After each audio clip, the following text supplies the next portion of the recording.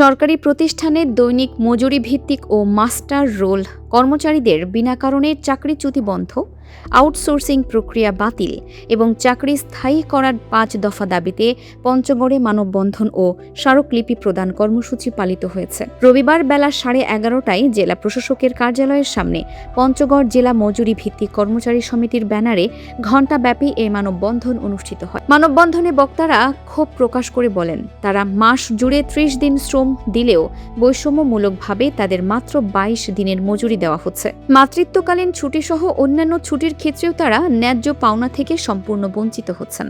এ সময় তারা অবিলম্বে দৈনিক ভিত্তিক সাময়িক শ্রমিক নিয়োজিতকরণ নীতিমালা ২০২৫ বাতিল এবং নিজ নিজ প্রতিষ্ঠানে বয়স শিথিল করে চাকরি স্থায়ীকরণ সহ সকল সুযোগ সুবিধা নিশ্চিতের জন্য সরকারের কাছে জোর দাবি জানান। অন্যথায় আগামীতে আরও কঠোর আন্দোলনে যাওয়ার হুঁশিয়ারি দেন তারা। মানববন্ধন শেষে অতিরিক্ত জেলা প্রশাসকের মাধ্যমে মাননীয় প্রধানমন্ত্রী বরাবর একটি স্মারকলিপি প্রদান করেন আন্দোলনকারী কর্মচারীরা। আয়োজিত এই কর্মসূচিতে পঞ্চগড় জেলা মজুরি ভিত্তিক কর্মচারী সমিতির উপদেষ্টা আব্দুস সুবহান, আহ্বায়ক তৌফিক এবং সদস্য সচিব উসমান সহ অন্যান্য নেতৃবৃন্দ বক্তব্য রাখেন। এমন সব বস্তুনিষ্ঠ প্রতিবেদন নিয়মিত পেতে দিনাজপুর টিভির ফেসবুক পেজ ফলো করুন।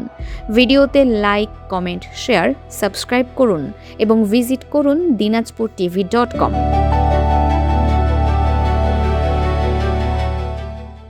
ফারহানা নিজাম, দিনাজপুর টিভি।